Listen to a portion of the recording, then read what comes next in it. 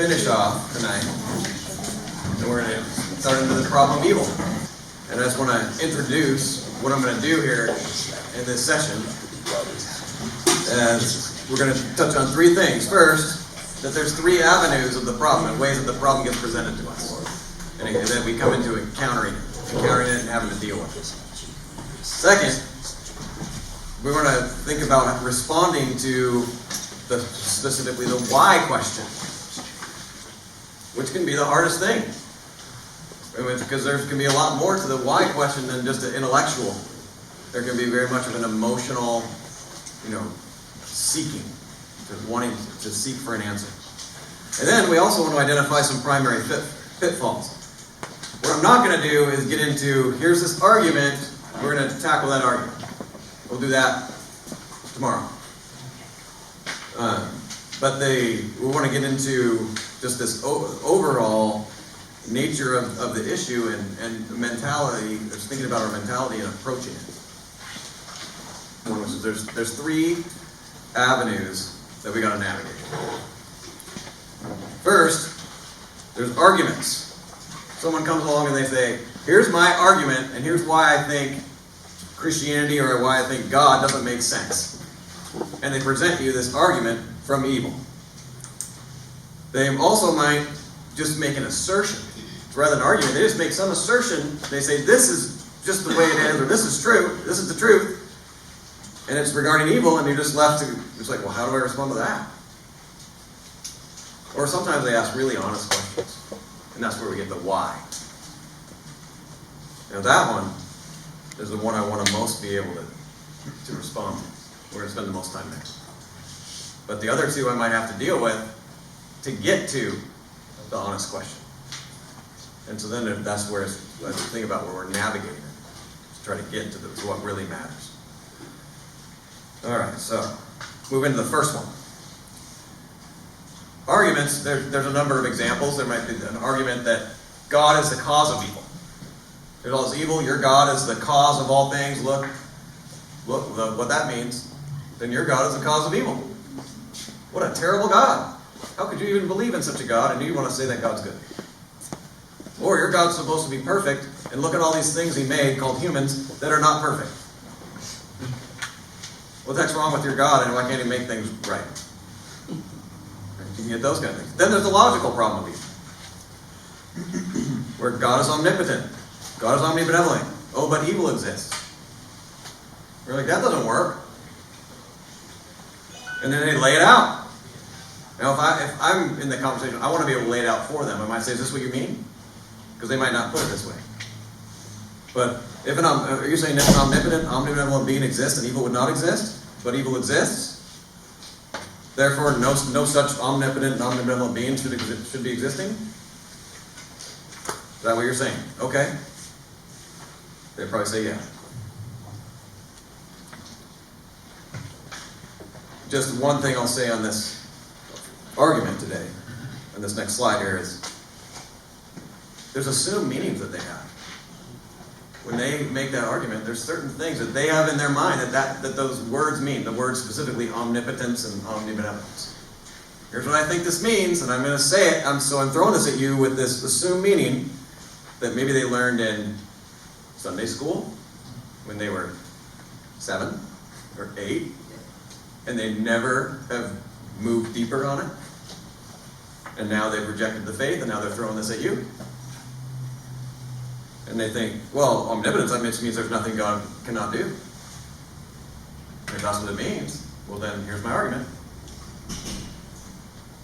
Sarah touched on that one earlier.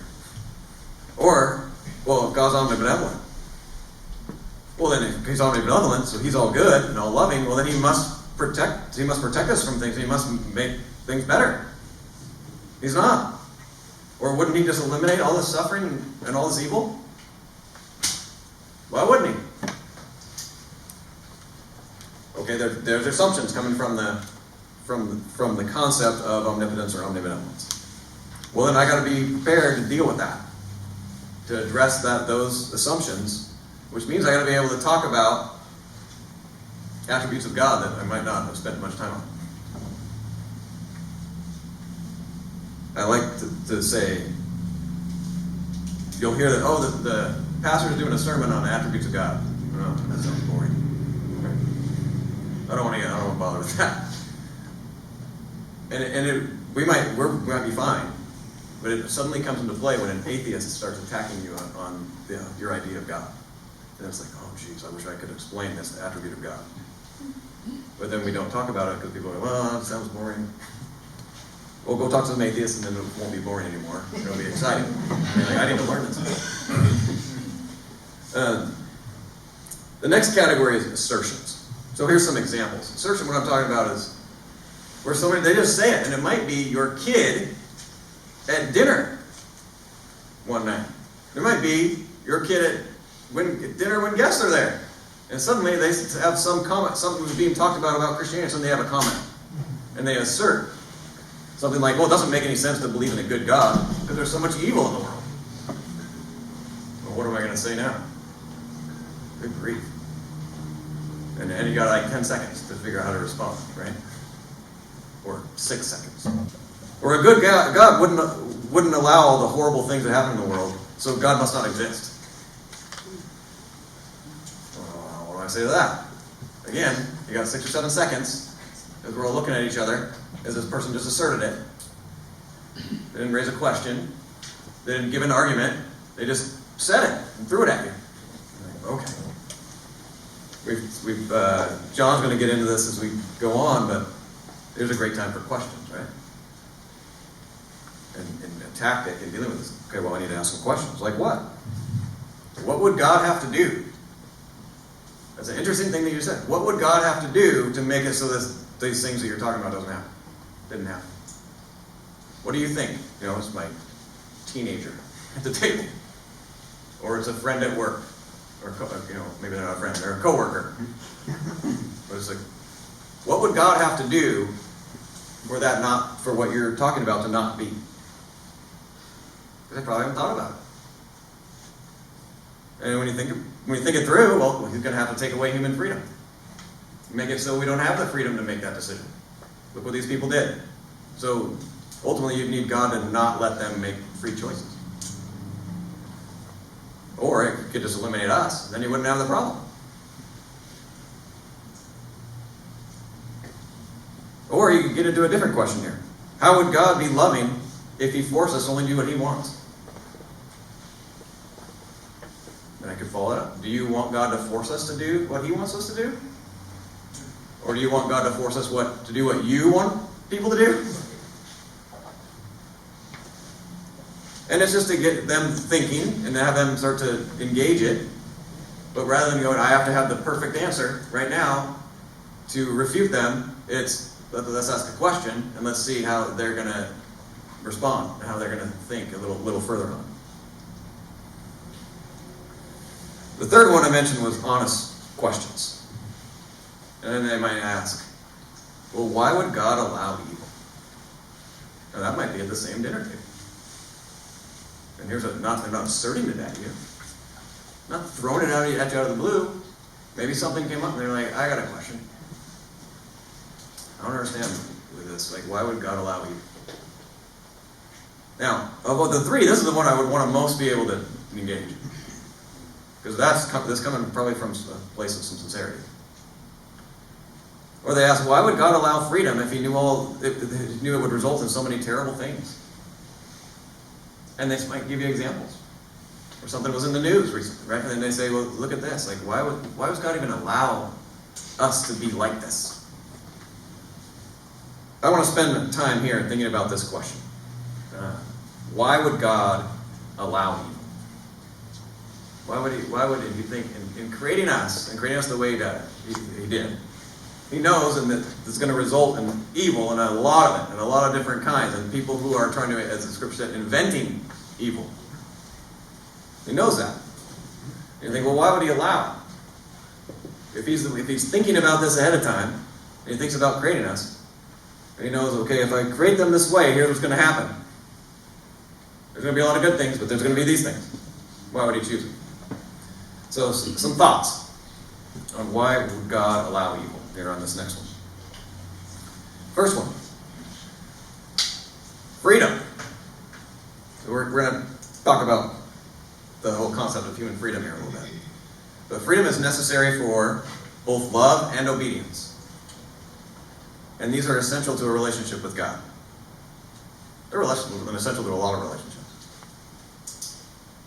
A coach-player relationship, parent-child relationship, a marriage relationship, where it's both, these things are both ways, really caring about things that people at the depth. Well, freedom is necessary for these things. You think, okay, if God was to not give us freedom, what's the consequence? A bunch of robots. Yeah, a bunch of robots who specifically can't, as we see here, can't love. They can't be obedient. And if you can't be obedient, then there's a problem. How could you be disobedient? So now suddenly you're into, well, you can't even call this stuff people do evil. Because there's nothing disobedient. It's just, they're just doing it. They like it, but who cares? Who are you to say? So freedom is necessary for these things. And if there's say essential purpose in creating us for us to have this loving relationship with God, and now God doesn't give us the means by which we can have a loving relationship, well then you say, well now what's the point? Why are we even doing this if you're not going to make that a possibility? If you take away the potential for that, we might as well just forget the whole thing. So there'd be some things to talk about. What else? So second, we could understand the difference and therefore understand that God is good. What am I referring to? The difference between good and evil. If he allows the evil, then it makes it so that we can understand the difference between good and evil. If we understand the difference, the result is we can understand the concept that God is actually good. What if he doesn't allow evil? Well, how would we ever recognize that God is truly good? God just is. He likes these kind of things. Okay. Then I either decide if I like him or not, if I like those things or not. No, he wants us to understand he's good. And actually see it. His goodness. And as we see his goodness, we understand that his very nature is good and loving. And then we start to understand what love is as well. Because there's a contrast. If there's no contrast, how do you learn it? So we would spend all our time in our existence not understanding the goodness of God. The third one. The potential to become better people exists as a result of evil and suffering. Now I'm talking about a few things that come to mind. Things like compassion or courage. You think, well, if there's no evil or there's no suffering, what do I need to have compassion for? So I never experienced that attribute of humanity. Or I never need to have courage because there's no enemy, there's nothing that we have to rise up against. We're not talking about courage to get up in front of an audience and talk. We're talking about a real evil. In the face of that, you gotta really have something inside of you to rise up against it. And you're like, well, if there isn't any of this, then we never experience this. You never even understand the capacity of humanity and what kind of depths we can go to in standing up against evil and seeing our nature. So those are interesting things, again, for discussion. This fourth one, perhaps God's purpose is that we would turn to him rather than rely on ourselves. There's a little more of this one. So we have everything going well. We're going the way we want. Why? Because there's no evil. Then there's no suffering. And I got what we want. And then what? I have no reason to actually rely on God. No motivation. And I've been created to have this relationship with God, but everything looks fine to me. I don't need it. What do I need? What do I need to deal with God for? I don't have any problems. There's nothing. So I just rely on myself. Why? Because everything's going fine, just like John was telling us. It's all fine. Well, maybe he allows these things, and they indiscriminately affect us, And people make these choices, and not that he's making this person do this to you, but they will just happen because they're humans, and eventually it comes around to all of us, and then we're like, I gotta deal with this. And I can't just rely on, and start to have to engage that. Can I just rely on myself or not? Well, no. I need to rely on the Lord. I need to rely on the one I can trust to be good. That one can go in a lot of directions, really difficult, and threatening things, and then just challenges that are, maybe not so significant to a life, but you still got to engage it. This fifth one. This is going on the same, a little bit of the same track as that last one, but I want to go further. And it's, how about so that we won't be deceived? That he might allow evil so that we wouldn't be deceived. So I want to give you a little picture of this. If everything was the way that we wanted it to be, it might be something like heaven. But everything's the way I want it to be. There's all these dreams I have in life. There's all these things that I hope for and that I want to engage and I want to experience and I think are great. So I want all that stuff. But I don't want there to be suffering. I don't want there to be this evil that's bringing about suffering and that these people are doing. So I don't want people to actually be able to do that. And so I just want to get rid of all those things that I might identify. And we're not talking about somebody stole your bike. Okay, we're talking about stuff that's really damaging, kind of thing. I want all that gone. And then, and I want all my hopes and dreams to be available. That I can seek after and engage, and I can, have my chance to really engage that and enjoy that part of life. So I want all those things. You think, okay, what if that was the case, and it was actually like that? What would we think? And hopefully can see, we would think everything was fine. But now imagine if that's the way God allowed it to be, but we're separated from Him. And we aren't in a relationship with Him. And yet we see everything and we think, everything's fine. It's just like I want it to be. But in reality, we're separated from Him. And now there's nothing showing us the damage that brings and how it's destroying our own hearts, right? And where it's leading us. Nothing's showing it to us. Because God has said, well, I'm not going to let all these things happen. And we would all think everything's fine. So maybe He's allowed this so that we won't be deceived into thinking everything's fine, when in reality we're separated from Him. I think that's another point to have for good discussion. Start talking about that. Like, hey, maybe there's something to this. What? And I can put that in a question. What would we think if everything was the way you wanted it? So my high school kid at the time. What would it be? What would the result be if everything was like that? Wouldn't you think everything's fine? Ultimately. And that would be deception. And a God who loves us and a God who's truly good would not allow us to be deceived.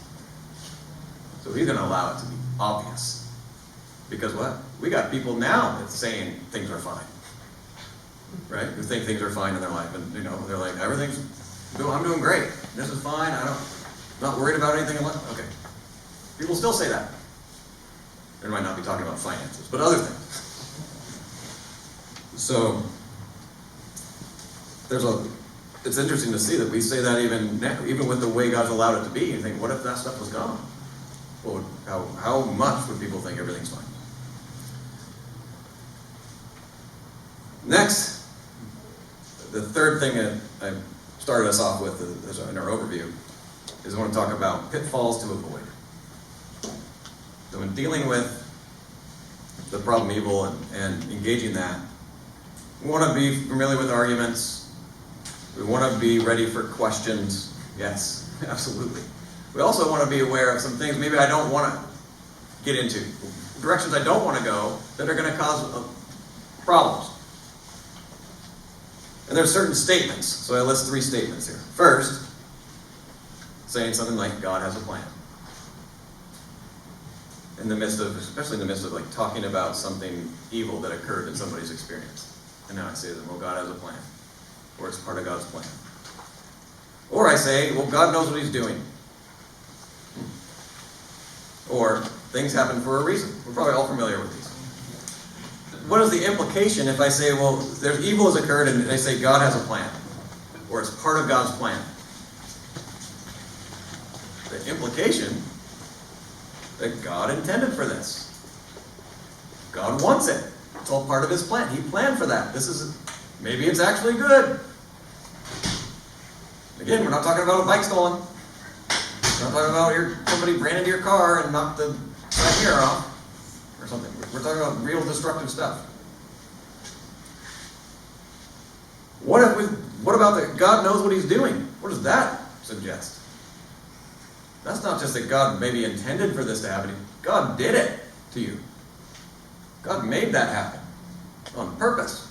And you're like, wasn't this God supposed to be good? That's quite the implication. Or things happen for a reason. Now, well, the implication is God needs X to get Y. Why does he need X? Isn't he supposed to be all-knowing and all-powerful, and he needs this to get to that? Why is there no other way for him to get there? Why is he so limited and that he can't figure out another way? Your God needs to figure some more things out besides needing evil. That he needs that to get there. You'll hear, this is a horrible example of it, but maybe some kid dies in a football team during two-a-days in August. In a high school football team, they die. And then you hear an interview of a player at the end of the season who says, we dedicated this season to him, we had the greatest year, it was so good, everything happens for a reason. And you're like, what in the world did you just say? No, the kid didn't think this through. But we should, right? Okay. Are you saying that every God is behind us, and God thought, we'll have this kid die so that you can have the most memorable season ever? Is that what you just said? Yeah. And you're saying things happen for a reason? Nonsense. And then imagine the people who are in relationship with the person of some and hearing that. That's how you see this now? So I want to encourage you to avoid these statements. And now I want to put it in a picture for you. Because they're not necessarily false statements. Obviously, God has plans. God knows what he's doing if he's doing something. Things might happen for reasons. Let's go a little more. Here's the picture. If you say, God has a plan, here's what it sounds like. The evil event that you're referring to, when you say it, it looks like you're speaking prior to that. Okay, so you're speaking about God planning that to happen previously. And then when you say things happen for a reason, the insinuation is, you're talking about, so after that, here's God's reason for that to happen, or needing it to happen. Because he wants to get to result X. So you say, oh, okay. And you look at it, and you go, so God had a plan for this, and he planned for it so that we can get this result X that came after. And you have thinking people, maybe, who are going through stuff, hearing this, and they say, what is this God that you guys believe in? That is, and because they're looking at the evil event, and they're saying, that's what you're talking about? That's horrible. What kind of God is this? And you want to tell me it's a good God? And so what I want to do with this is let's put it into, say, not this in miscommunication and insinuation. Misinsinuation is not a word, right? But insinuating things that are not true. And what maybe would actually be. So on this next one, here's reality. Do things happen for a reason? Yeah. Prior to the evil event, things happen for a reason. It's called freedom.